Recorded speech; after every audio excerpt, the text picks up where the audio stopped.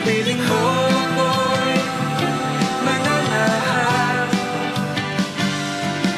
pagkat ikaw lamang aking kalakasan. Sa piling mo tagumpay ko'y naranasan.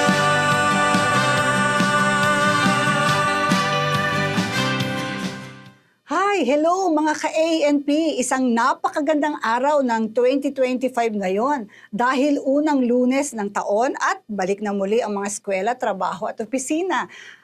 Alam ko po na kapag bagong taon ang mga tao ay high-spirited, highly motivated, inspired to conquer the world. May panibagong pananaw at sigla na magtrabaho, kumilos at umarangkada. Tama po ba? At sigurado, may sinabi ang Diyos sa inyo. May salita siya na natanggap nyo para gabay ninyo sa taong 2025. Tama po ba ulit? Pwede po bang magdagdag pa? Would you allow me to share something that would lead you to a prosperous life in 2025? Salamat po. Pwede bang marinig ang inyong Amen? Amen. Wow, my audience. Thank you, Rai. Dahil unang buwan ng taon, umpisan po natin sa unang letra, A or activate. Ito ang pag-uusapan natin. Sa wikang Filipino, paganahin. Ano ang pagaganahin natin? Parang electric fan. Hanggat di mo siniswitch on, hindi iikot ang LEC at magbibigay ng hangin.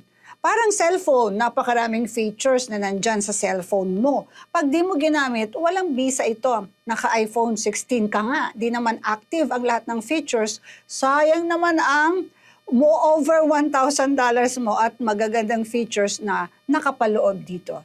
Yan po yung ibig sabihin ng activate. Nandyan na. Paganahin mo lang. Make it active.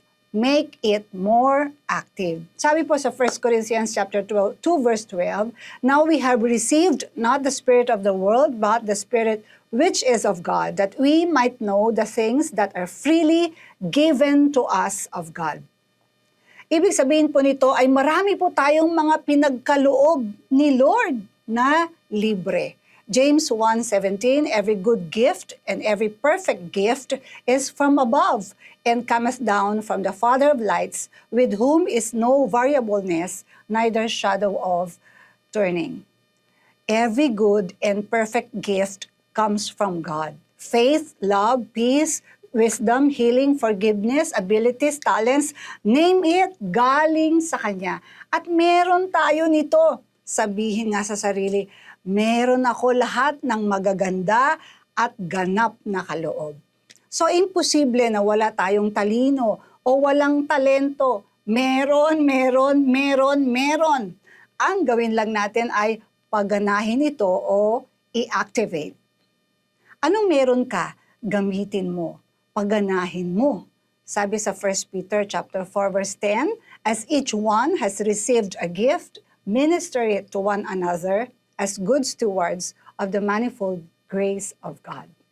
I'm sure marami po kayong natanggap nitong nagdaang Pasko.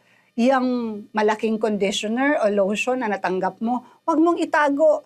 Gamitin mo, supply mo yan for 1 year. Huwag hayaang ma-expire lang. Yung pot holder na natanggap mo, gamitin mo, palitan na yung luma. At yung mini appliances na rinirigalo sa'yo, pagganahin mo, sayang naman kung nakastock lang dyan. Yung iba, katulad ko, may regalo pa na hindi nabubuksan. Aminin! Mamaya pagtapos po nito, buksan po natin at gamitin. May isang Bible character na ginamit. Kung anong meron siya, ginamit niya ang wisdom, discernment, skill, at knowledge na meron siya. Ang tinutukoy ko po ay si Joseph, the dreamer. May gift siya. Marunong siyang mag-interpret ng dreams. When he was in prison, he used that gift to interpret dreams. At anong nangyari? Saan siya dinala nung pinagana niya ang kanyang kaloob? Or what did that activated gift bring him? He was brought from prison to palace. Mula sa preso, dahil pinagana niya ang kaloob na meron siya, napunta siya sa palasyo. Kung hindi gagamitin ang kaloob o gift na binigay sa'yo, para ka lang nakakulong. Sayang naman, pwede ka namang tumira sa palasyo. 2025 goal, live and reign in the palace. Amen? Amen. May isa pa na ginamit si Joseph kaya umunlad ang hinahawakan niyang teritoryo. Ang teritoryo niya ay Egypt. Inactivate niya ang wisdom, knowledge, and skill niya. Alam niyang may darating na famine for 7 years.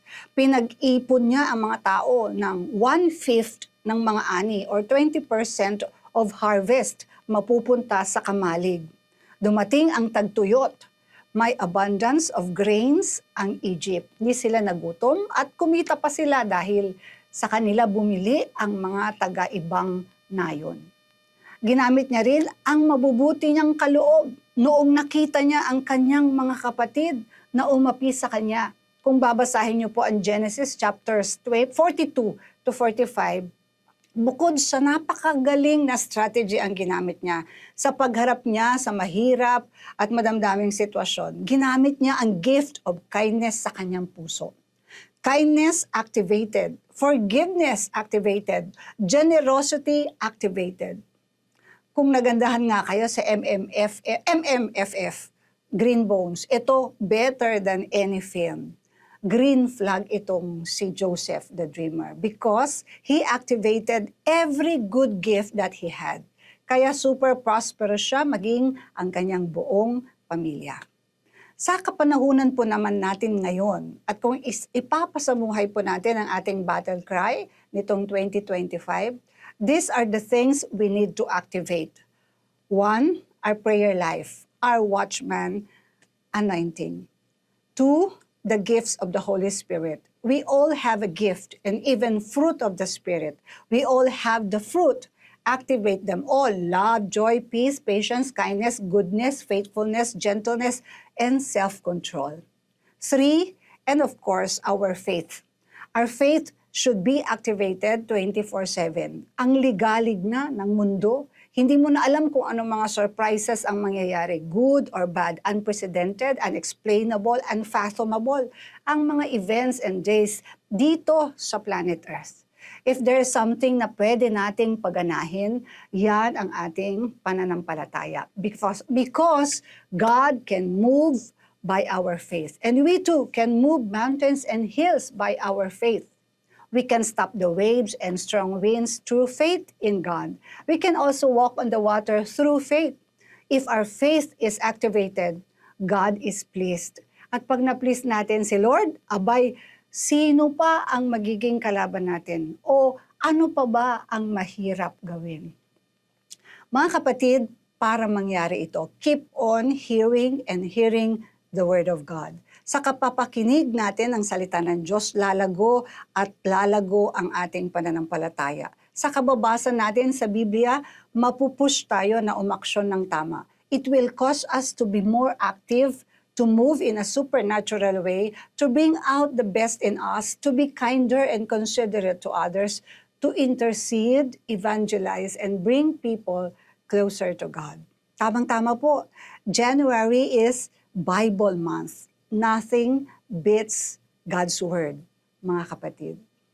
And as we close, ito po talaga ang mensahe para sa ating lahat.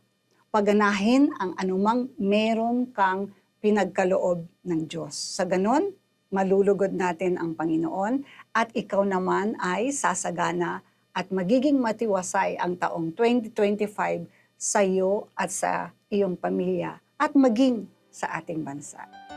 Tayo po ay manalangin. Salamat po, O Diyos, sa pinagkaloob mong biyaya sa amin. Ibinigay mo na lahat sa amin. Meron kami lahat ng ganap na kaloob. Tulungan mo kami na magamit namin ang mga kaloob mo. Hindi ito masayang, hindi ito kumalawang at ma-expire lang. Sa pahintulot mo sa amin na mabuhay ngayong 2025, gawin mong karapat-dapat kami sa biyaya ng buhay, maging mabuting ehemplo at daluyan ng pag-asa at pagpapala sa magulong mundo. Salamat po, O Diyos, at dinideklara namin na ang taon na ito ay taon ng pagpapala, pabor at katiwasayan. Sa pangalan ng aming Panginoong Hesus. Amen and amen. Mga kapatid, to make it even more understandable, kung anong i-activate natin, panoorin niyo po ang The Forge. This Christian film is better than any other secular dramas on Netflix. Happy New Year po! Have a happy and healthy Monday, mga kapatid. Salamat po. God bless us all. Naranasan